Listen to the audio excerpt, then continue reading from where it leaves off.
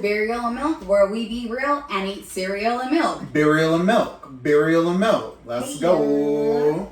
I'm your girl Bianca. This is Big Mike. And we're here at West Coast Radio TV as always. Thank you guys for tuning in to week number 5 of them shits. Give me 5, nigga. Give me 5, nigga. Okay. You're right. Sorry. Shit. Whoops. That's why that never works out. My bad. But today for burials, we got Oreos. Let's go. Oreos. Haven't had this in a minute. If this is your regular cereal, I fucks with you. I haven't had Oreo cereal in a tough minute. I'm gonna pour myself some cereal. It's been a minute. I haven't had this in a minute. I'm hungry. Me too. I'm not gonna eat too much here. Y'all already know it's not vanilla. It's just organic today. It's just organic, but it's still almond milk. Still almond milk, boy. No cow titties over here, boy. Dry ass cereal over there. She ain't put no milk in that shit. There's just hella milk in here. There's no milk in there.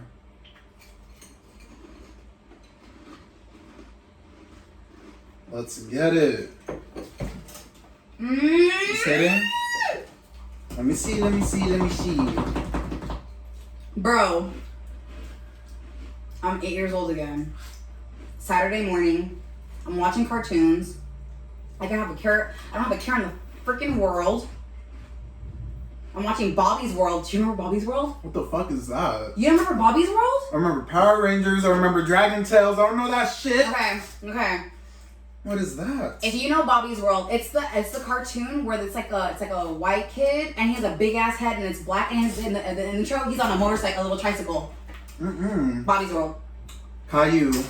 Yeah. Fucking Caillou. Yeah. Fucking Clifford. Okay, but Bobby's World. I don't fucking know. Bobby's World. Arthur? That's that shit. Bobby's World. You lost me. It's okay. Where was that on? You can rewatch this episode and watch where I put Bobby's World. Okay. How was your week first? I don't eat my cereal. Shit, with the fam coming last week, it was like a busy week, so this week I'm chilling, you know, just keeping my head low. It's still coronavirus season. Shit don't stop. So to discourage people visiting our city, oh my God, shut down indoor dining. That's official. Shit. Most restaurants though are smart and they're literally sitting people outside the restaurant. They're like, it's okay, you have to wait 2 hours, but you can sit outside. Just wait. That's dumb. If it comes to that point, y'all niggas need to learn how to cook. It's crazy because that's how I feel. COVID is a health concern, but yes, it's political as fuck. Like it's the most political thing ever. And that's why it's so confusing because it's political, so you feel like you have an opinion on it. But if it was cancer, I don't think people people don't, you know what I'm saying? Like people don't treat it like it's a disease. They're treating it like so politically that it's kind of like it's hard to distinguish how you feel about it sometimes because it's so political. It's not like coronavirus is political. Yeah, it's fuck. You don't I would.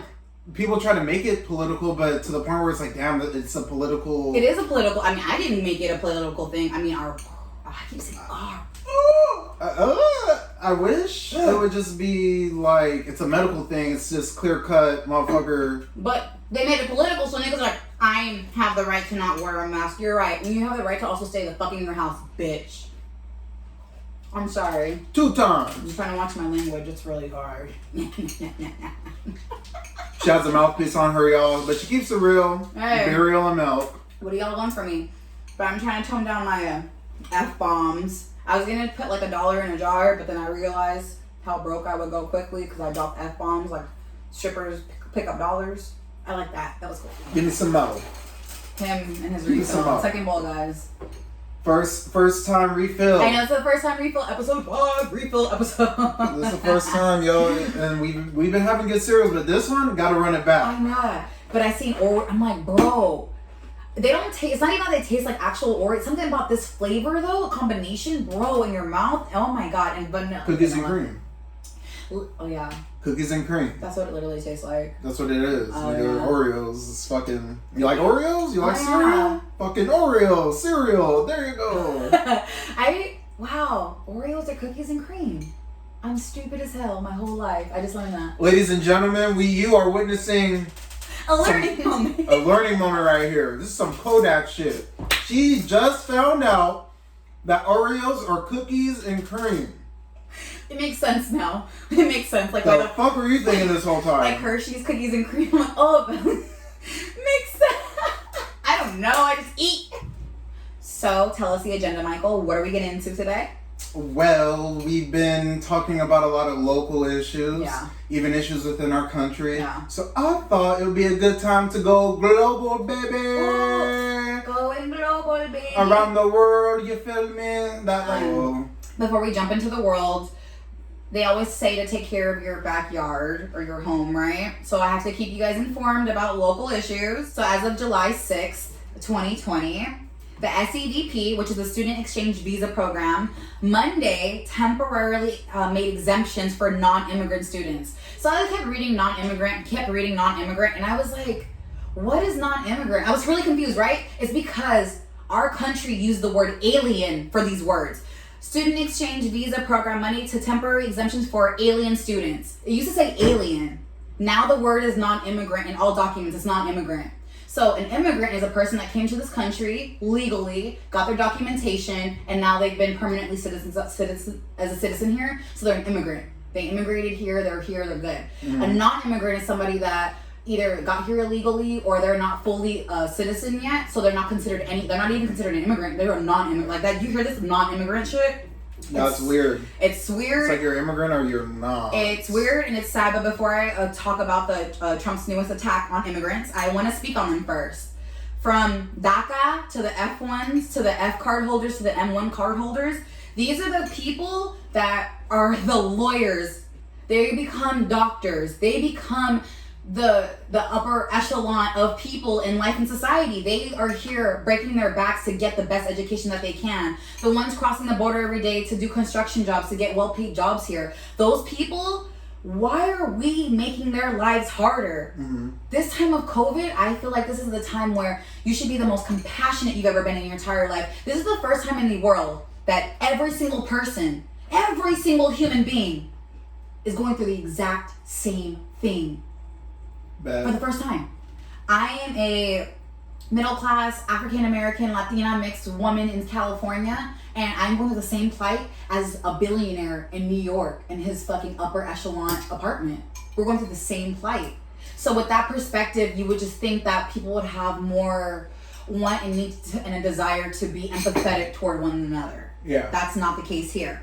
So with schools clearly being, not going back into a fall semester, not going to be in school. At first they banned students. So if you're a DACA student, and if you're not a citizen and you're going to school, and school is your only reason why you're able to stay in America legally. Yeah. You cannot go to school full-time online. You have to have at least mostly in indoor classes, which a lot of colleges aren't doing.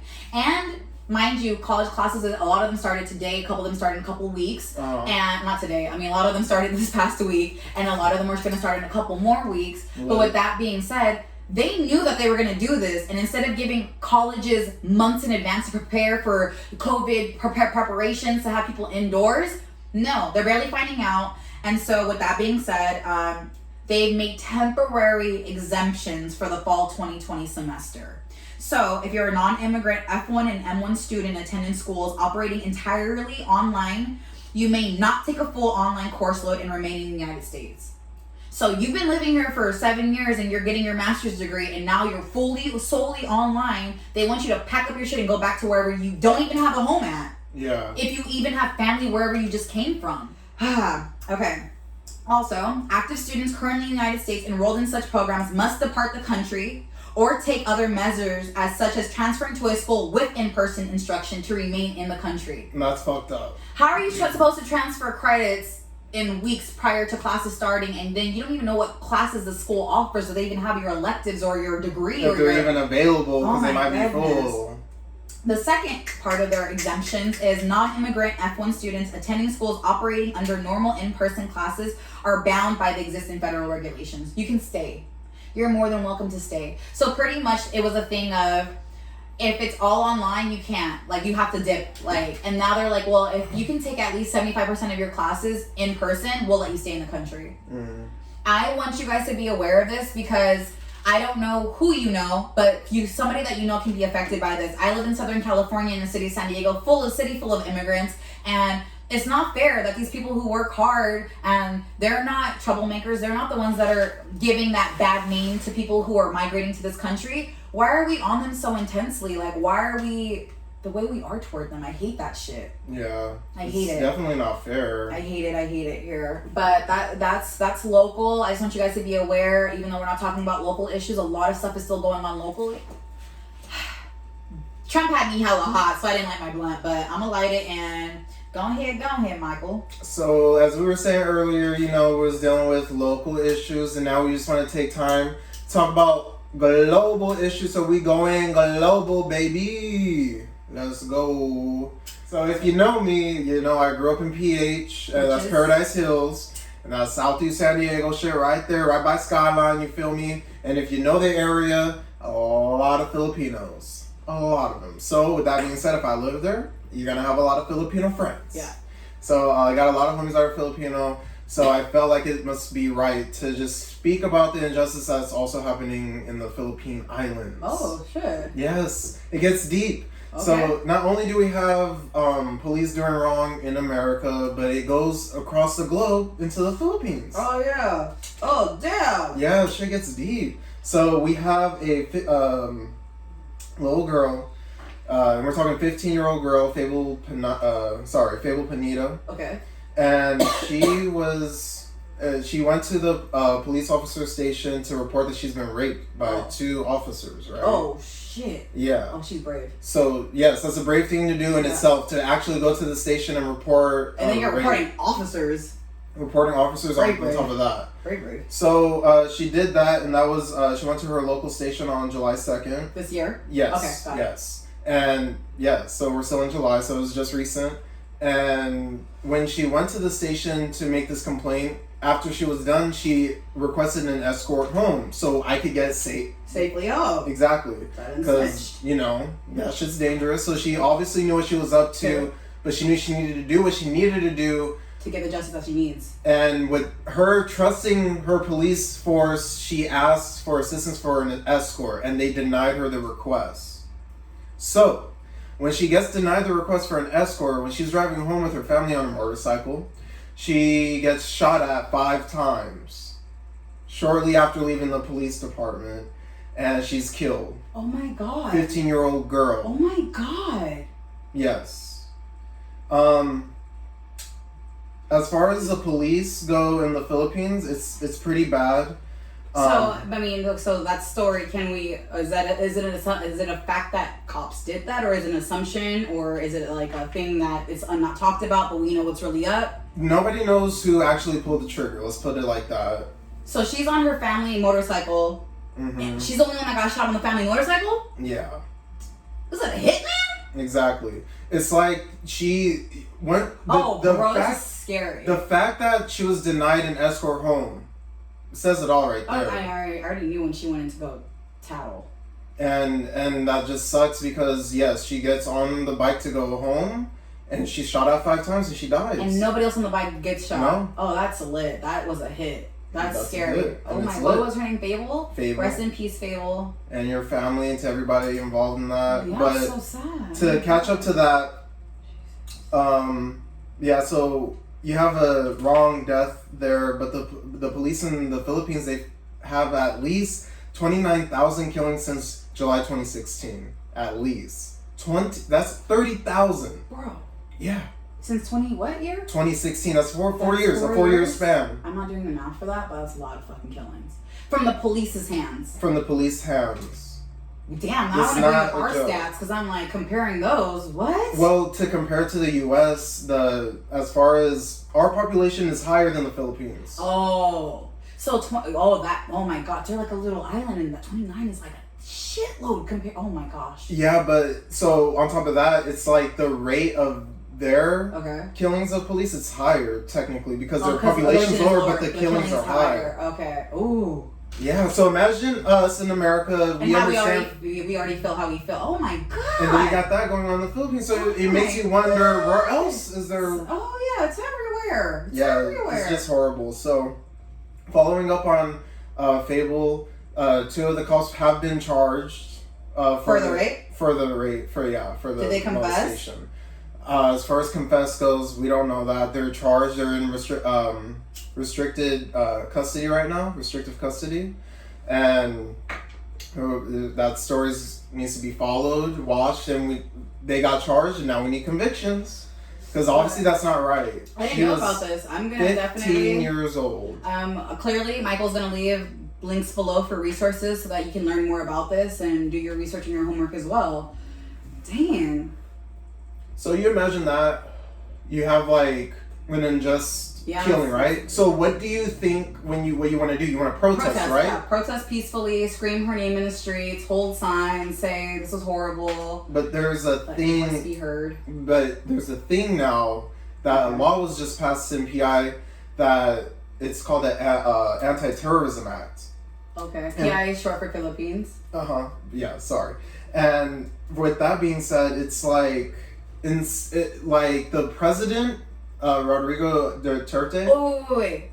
Him? Yes. The one that be killing drug dealers in the street. The one that be like lynching them. He don't care. He be like on camera like, if you want to sell drugs, this is what happens to you. Yes. Oh, I don't like him, but I always thought that was pretty G. But then it's like I don't know if he was doing it justly, so I don't know if that was, so. So under this new act, that's a thing. Under like his say, he could be like, you're a terrorist, or you're a terrorist. Because I'm not agreeing with his ideals. Exactly. Trump.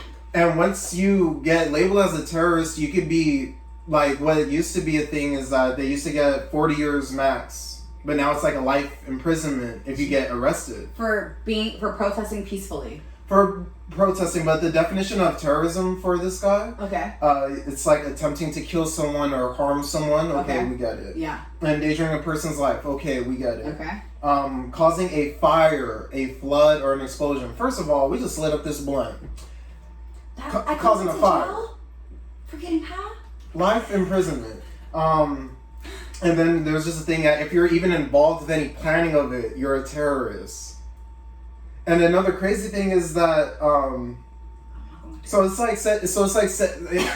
if you were to set off a bomb in the Philippines, it's the same thing as spray painting the wall. So it's the same act of terrorism. Oh man, that's like a sin is a sin in God's eyes. That one be deep. Like cussing and murdering be the same sin. And you didn't hit it. So setting off a bomb and vandalism is the same thing under this law. Yeah, so it's crazy because he could literally label anybody as a terrorist. And in 2019, he labeled over like 80 human rights activists and organizations. He labeled over 80 organizations as terrorists. And they're like, we just want our lives to matter. Yes. Wow. Okay. So it's kind of crazy like that. How come nobody knows about this? Because it's in the Philippines. It's because we're all... And we're in America. But that ain't right. No, it's not. It's like we would want the whole world to be good, you know? Yeah, because you have to think about it. You have places like in Germany and Italy where they're marching for our Black Lives to Matter. Yeah.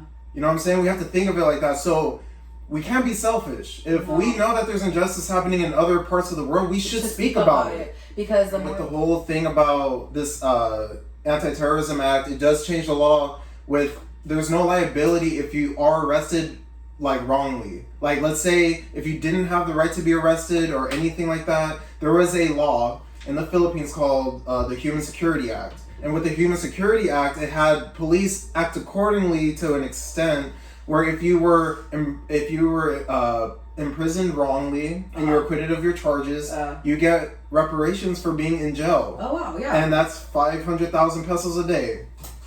500,000 pesos a day. I don't know what 500,000 pesos in American dollars is. $10,100 in American dollars. That ain't bad, y'all. It isn't, but money never ever replaces what people put you through or take away from you. Which is your freedom and your life. Your family, your humanity. Yeah, your humanity. But with this new law, it cancels that shit out. So with the Anti-Terrorism Act, you could be arrested, and there's no liability to the government. So it's like you get arrested, you get arrested. Fuck it. Yeah. Wow. So Philippines are currently trying to fight that law being pushed through to be, you know, set in stone. We need to help them fight that. They deserve that Human Rights Act. Oh my goodness. And you know, like I said, we got a lot of Filipino homies, Filipino friends and stuff. Yeah. I wouldn't want none of my homies to live there and go through that shit. Hell no. And if I did, I'd be fighting for you. You know what I'm saying? So we will be fighting for you. Obviously. Yes. So with that being said, yeah, we pray for the Philippines and praying for the whole world, really. Yeah. And rest in peace to Fabel. Rest in peace, baby. Not right. I'm proud of her for having the courage to go against maybe what everybody was telling her. Be quiet, don't say nothing. But that something inside of her with so much conviction was making her feel like she needed her justice. I'm proud of her. May you not die in vain. May they get convicted. So we're going to follow the story. Pray for convictions. Mm-hmm. Hope they get convicted. I'm just going to keep up with the story because she deserves that justice. Women deserve their justice. They deserve that day in court. And so that, I'm just like, I always thank God. I've never been through that, and I'm not going to win it, so I don't ever go through that. The stats are horrible. It's like, well, every 1 in 4 women in her lifetime gets raped. Yeah. And every time I'm with 4 women, I'm like, I don't want it to be me. I don't want to be the one. Horrible. Yeah, it's horrible. She'd be like 1 in 1,000. That's even horrible. She'd be 1 in never. I feel it. Fuck. Say that. Say 1 that. in fucking 4. Terrible. I want to know the fucking stats on men. For like how many, because I was Googling it, you can't find the stat on how many times a man rapes. Like there's no statistic, like every 1 out of how many men rape. Because can you imagine going up to 10 men and being like, do you rape? And then they're like, no. So it would be a false stat because 10 out of 10 men don't rape. She's speaking facts right now. So that's what's going on in the Philippines. And like we said, we're going to keep on going global. So where are we heading off to next around the globe? All right, we going to a little destination called Haiti. Ooh, Haiti. So I hate it because you guys are going to think that I'm just stupid. I didn't know what cookies and cream were and what I'm talking about. I recently just learned that Haiti and the Dominican Republic sit on the same island. The only thing that separates them is this mountain. This road right here is the only thing that separates them. Wow. My ass did not know this. I thought Haiti, Dominican Republic. Do not ask me why. I mean, I suck at geography, period. I ain't gonna lie. You know what this attests to? My teachers in high school, middle school, like, what were you really teaching me? I should have learned about this. And then to the teacher that's like, I taught that bitch. I've been years out of high school. I still haven't used y equals mx plus b. I'm just saying, haven't used it in my everyday life. I'm trying to learn how to use it. There's no reason. But Haiti. So it's a mountain road that divides Haiti and the DR. The DR sits on this side. It's like a lot bigger. And then Haiti sits on this side. If you are born in Haiti, you are 2 times likely to die as a baby. You are about 10 times likely to be poorer. 10 times? 10 times likely to be poorer than the Dominican Republic. And the only thing that separates you guys is this like very rugged mountain area. They share the same island, yet they're like completely different. Haiti. It's sad because I'm going to drop a link below. There's a really good Vox documentary about this. It's about like 17 minutes long, but they give you the in-depth like about what goes on. I'll give you guys a little history, but like what I saw in the documentary for the most part, it's just like the Haitians are the black people of the country, and then it's the Dominican Republicans who are like, they're still of African descent, but they have that Spaniard blood that, you know, diluted the color, so like they're less melanated, so they're, you know, they're more like Hispanic. Okay. Or they're more Latin. They're more Latin, not Hispanic. They're more Latin. Yeah. Okay. And so with that, it's very known in the DR that Dominican Republicans like are racist against Haitians, and they'll say it because you're darker, like we are lighter, like they represent that they are more Spanish blood and stuff like that. In 1697, Spain and France, they were like fighting over Hispaniola. That's what it was called at the time, and they split it into 2 parts: Spain, France. France had the Haiti side, and then the Dominican side was Spain. And so then Haiti had revolted and gained independence from France. and took over the Spanish Dominican side in an effort to force the entire island out of slavery. So now they're all on this side. So like the Haitians come on this side of the mountain rugged, and it's the DR, right? And they are able to fight off the French for however long. And now they're able to free up the DR, but the Haiti side's still enslaved. Okay. So this entire time they're fighting. So while they're fighting, Haiti occupies the Dominican side for this 22 years. In the 22 years, the Haitians with a darker complexion are on this side, like they're in control over here, because they fought for that independence over there. Haiti had oppressed the people, the Dominican Republics there, and they had oppressive rules on their labor and the redistribution of the Dominican wealth. You flinched, sorry. Although the DR gained its independence from Haiti, this 22-year little occupation that Haiti had in the DR is the reason why they feel like that's why Dominican Republicans don't like Haitians, because they still have this distaste in their mouth from so long ago, right? So there's several social and economic issues that have divided these people, right? DR residents openly discriminate against, like, they don't care. They'll like call you the words, they'll slur you. They do not care. It's really, really nasty. Like when you watch the documentary, your heart down to your breaks because, okay. So in 1937, a dictator named Rafael Trujillo, he was obsessed with pale skin. He was fair himself. He was a Dominican Republican that was like fair, like lighter than me, very fair skin, like very fair. So much so that under his rule, 10 to 25,000 dark-skinned Haitians were murdered that were living along the border towns against that mountaintop. How many? 10 to 25,000. Numbers. That's numbers. Right, off of the strength of their skin color, because he was so obsessed with pale skin. Like, and then economically, that mountain that divides them, Dominican Republic, their soil is rich and they get rainfall and they get all the seasons and, you know, they get to grow things. And then Haiti side, it's like from so much destruction from the wars and stuff like that and them abusing the land, they can't hardly grow anything. So it's like very hard for them to like get wealth. It's very hard. And then of course, like France owes them reparations and like that whole thing that goes into it. Yes. France owes them reparations, y'all. Super. Like when you watch them, billions of dollars. It's freaking horrible. Over 200,000 Haitians have been displaced and they're stateless. Since that 2010 earthquake that happened in Haiti. Remember that earthquake that happened? So the DR was quick to send them food and water and aid and stuff like that, right? So like great humanitarian wise, like a nice little band-aid, right? But underneath the covers, these people, like they don't have a home anymore. They flee to the DR, right? As immigrants, like as non-immigrants is not the new word for them, to this land. And the DR starts these new rules, right? So people that were citizens that were in the Dominican Republic, right?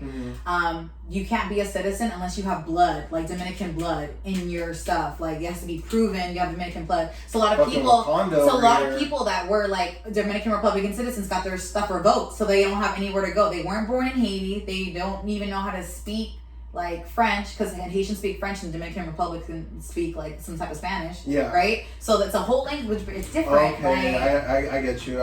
Yeah, so it's like, it's sad, but the documentary goes into the depths of that. So it's just like, you can imagine like people are just being harassed. Like they burn Haitian flags in the Dominican Republic. They rape women. They like harass them. Like they get called darky. Like, and then the women think that that's so they get that attention. Like, oh, I have that attention, so they're going for it. You know, it's really sad. Like what goes on in other countries and you have no idea. So like the women who are merchants, mostly the women, they take this rugged boat ride that takes them like 8 hours, 12 hours, because the mountaintops are too much, right? And they do this damn near every day.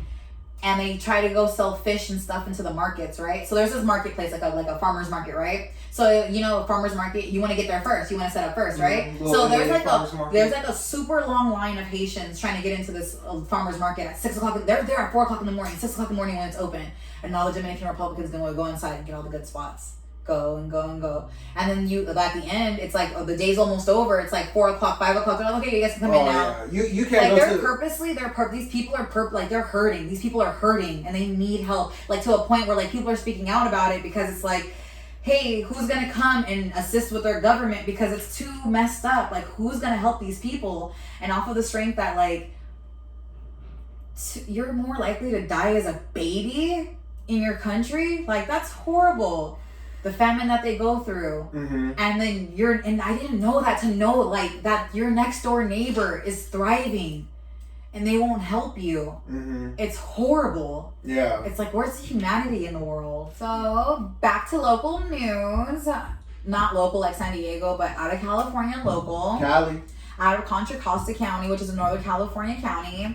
Black Lives Matter mural, street mural, bright yellow, was destroyed. I'm sure you saw the video. Very viral. That happened in Cali? Yes. Ken and Karen. Yep. What the...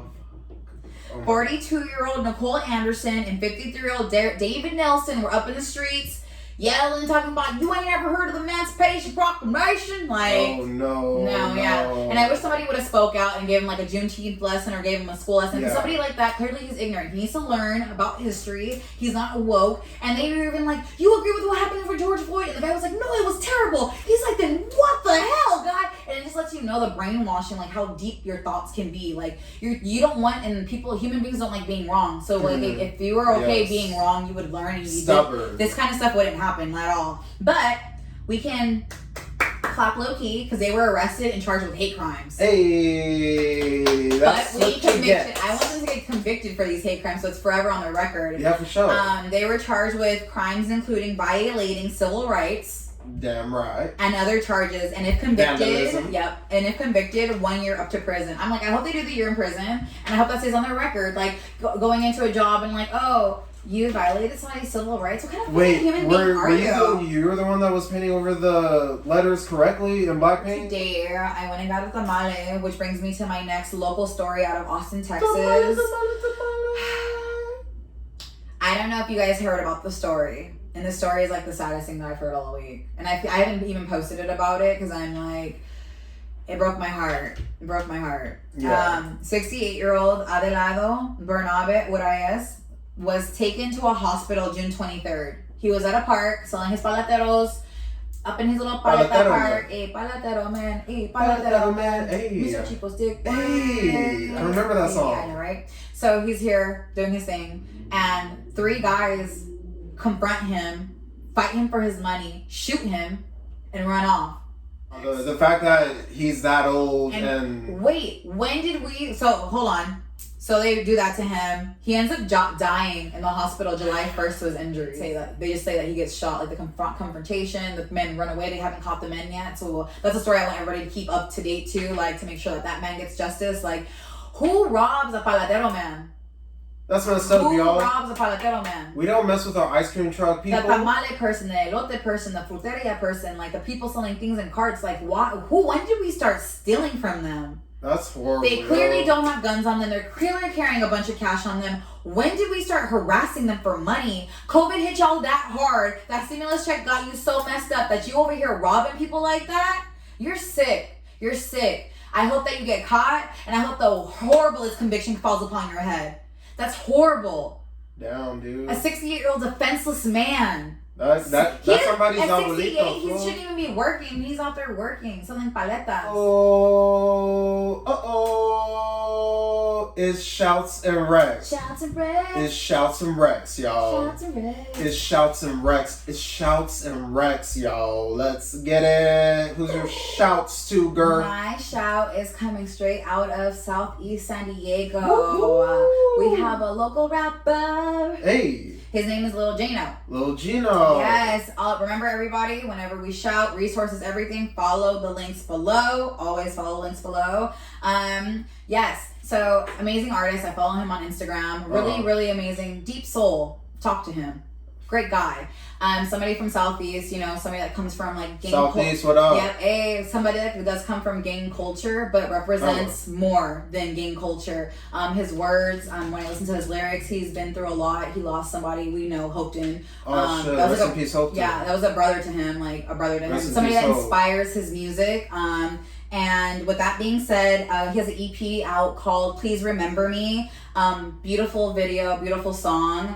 Here's a little clip of it here for you guys. I'm doing more than you can never doubt. Time and effort, I put the time invested. Everybody trying to tell you where your heart is destined. And everybody trying to tell you about your past and exes. And everybody trying to criticize on who you're best with, who you're sex with, who you left with, who suggested, who's the question. Got your heart on restless. But if I didn't tell the truth, then I would never get at you. Another woman to my list, but you'll be thinking I'm a fool.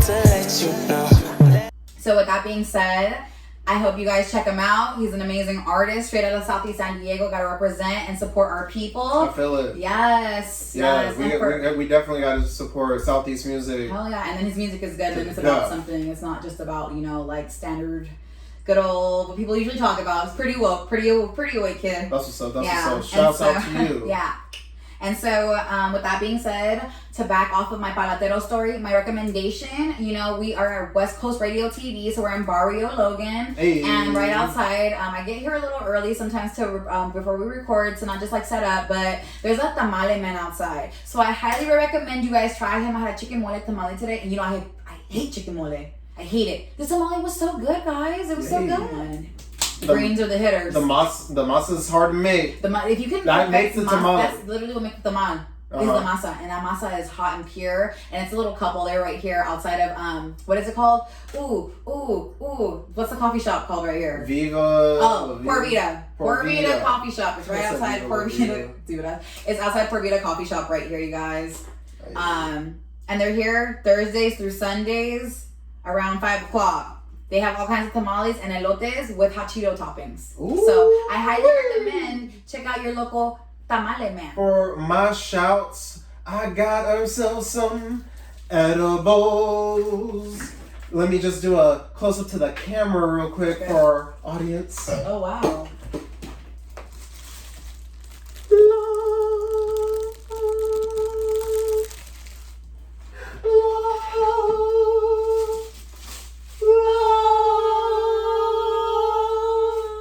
You feel me? Oh, they're beautiful. Open it up. Yes, so it's we got coming out of San Diego, we got Kandylane edibles, new edible company. You're gonna get the link below. They do come in different milligram and like different strengths. And they have cookies and Rice Krispies. Bianca's getting mad at me how long I'm taking. I'm literally about to rip it out of his hand. Oh my goodness. We got here. Oh, I love the packaging on this. Oh my god, the packaging is beautiful. The packaging is A1. First of all, hello. Whoa. Let's zoom in on that. Look at that. I can zoom in. This is A1 and they look delicious. Try it. Just open that one up. What flavors are these? Well, this one's looking like shit. I know this one tastes like Fruity Pebbles, so what's that? Let's try that one. I want to taste something I don't know. What, this one? No, I'll play with Fruity Pebble actually, because I forgot it's edible, so it's gonna taste like. Yeah, so be careful with that. Oh, she has a little weed card on here. I love how it comes with the stickers on it, with the strength on the jaw. I must say, I did have a couple cookies earlier this week, and I had 2 of them shits, and I was obviously I can't even finish my sentence. I was so lit. They look delicious. Wow. It's delicious as fuck. It tastes like a Fruity Pebble. You know how most of those obviously because it's Fruity Pebbles. Wait. Here's the THC. There she goes. I was waiting. But you know some edibles, I hate them because you just taste like the weed, and it's like, ugh. And I hate that. Like, I don't like eating those licorice things because they like, or candies. They taste horrible. But this was, wow. She's like, you could accidentally eat the whole thing, and then mess around and have yourself a good old day. Sleeping for like 2 days. Handle with love. Oh, handmade with love. Handmade with love. We got Kandylane edibles from Dago. Hey, shout out to you, boo. Just get the link below. I recommend you wear a damn mask. It's not that hard, y'all. It's not. Even if you like, off of the strength of like, don't be an individualist. Have some heart. Have some compassion. Set the tone, man. Yeah, just wear it. Like, you can get a tight mask. Yeah, get one that's really cool. Get one that says I'm the shit, so people know you're the shit, and they want to harass you, right? Get some funny shit. San Diego. Hello. All I know is PB is a hotspot. Like if you look in San Diego, PB has like a red circle that highlights it. It's like a It's how you just boop, bow, bow. Yeah, and then like that's the thing too. PB got the house parties. COVID isn't an STD, so stop treating it like one. If you're positive, tell people. It's not like it's your partner. Like if you were at a restaurant, you got to tell the restaurant, hey, I tested positive. Like you have to fucking say that. I'm so sorry for cussing. This is like my first F-bomb all night. Mm-hmm. We should have actually an F counter. Yeah, okay. Like F counter. Next episode. So thank you guys for tuning in with us. As always, my name is Bianca. Thank you. This is Big Mike. We'll see you guys next week. Doses. Actually, we won't be seeing you guys next week. No. We're gonna have a special for you guys though, so stay tuned for that. All right, we'll see y'all next time. Bye. Doses.